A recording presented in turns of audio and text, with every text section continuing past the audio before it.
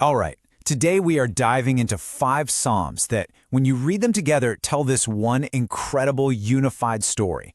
It's a story that kicks off with a lifetime of faith, takes a nosedive into doubt and even national disaster, and then lands on this really powerful conclusion about what justice truly is.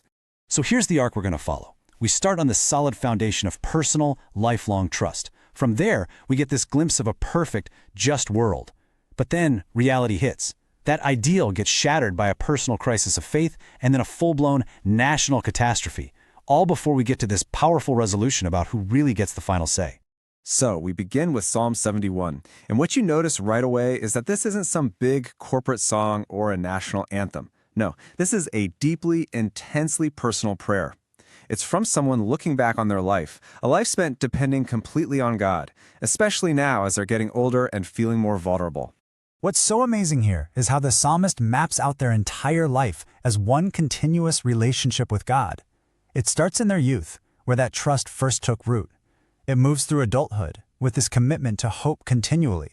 And it leads all the way to old age, with this heartfelt plea, "Don't forsake me when my strength is gone."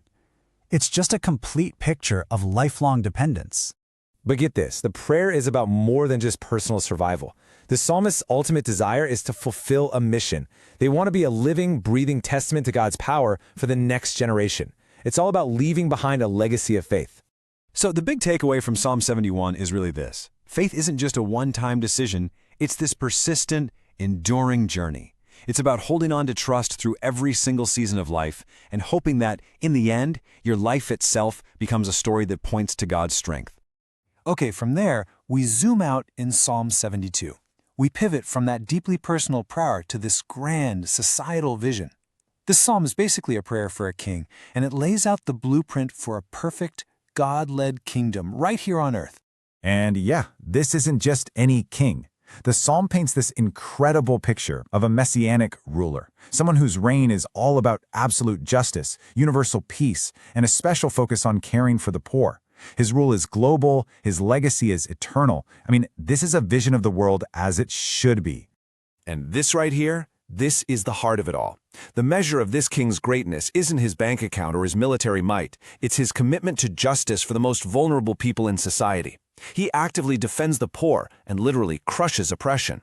This is a kingdom built on righteousness from the ground up. Okay, so that's the ideal, but what happens when you look around and the world looks nothing like that? Psalm 73 just slams on the brakes. It pulls us into this raw, brutally honest crisis of faith, because the psalmist looks around and sees injustice winning. The psalmist asks a question that, we are still asking today. Why do bad people seem to have it so good? And he's honest about it. He admits his envy, his confusion. He sees the wicked getting ahead, and it shakes his faith so badly that he starts to wonder if trying to do the right thing was all just a big waste of time. And the contrast he lays out is it's brutal. On one side, you have the wicked. They're healthy, they're getting richer, they seem to be totally free from the troubles that hit everybody else. And on the other side, the psalmist feels like his faithfulness has brought him nothing but suffering every single day. He even says his feet had almost gone. He was that close to giving up. And then we hit this verse. This is the pivot point for the entire chapter, maybe for this whole block of Psalms. See, the crisis isn't solved by getting a new answer. It's solved by getting a new perspective. It's only in God's presence that the psalmist stops looking at their temporary situation and starts seeing their ultimate destiny. So what's the lesson? It's that what looks like success from our limited view down here is what the psalm calls a slippery place.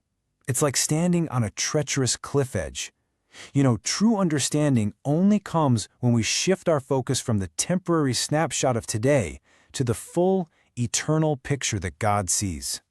And if you thought that was intense, hold on. The crisis just explodes. We go from one person's internal wrestling match in Psalm 73 to a full-blown national catastrophe in Psalm 74.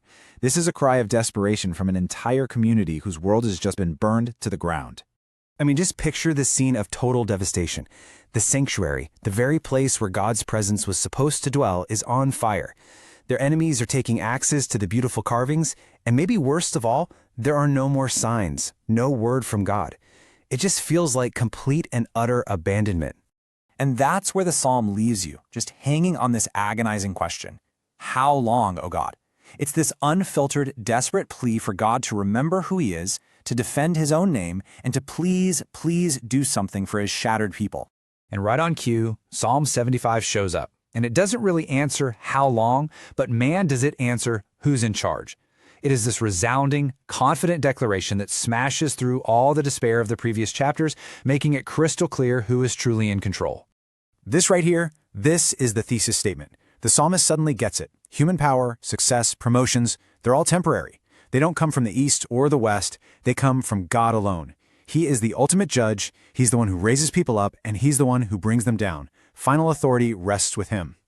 Now, to really hammer this point home, the psalmist uses this really powerful image, the horn. In the ancient world, an animal's horn was a symbol of its strength, its power. So when the text warns people not to lift up the horn, it's a direct shot at human arrogance and this illusion that we have self-made power. And this is where it all leads. This is the great reversal. God's judgment means that the horns, all the pride, all the power of the wicked will be cut off, completely broken. But the horns of the righteous, the humble who trust in God, they will be lifted up. In the end, justice gets the last word. So when you put it all together, when you look at these 5 Psalms as one big story, you see this incredible journey we've been on. We started with personal trust, we dreamed of a perfectly just world, we walked through the dark valley of doubt and disaster, and we came out on the other side with this unshakable confidence that God is the sovereign, righteous judge over everything. And that's really the question these ancient texts leave rattling around in our own heads, isn't it? In a world that so often feels unfair, where it looks like the powerful get away with everything, these Psalms suggest that the verdicts we see down here, they aren't the final ones. They point us to a higher court and make us ask ourselves, where are we going to place our ultimate trust?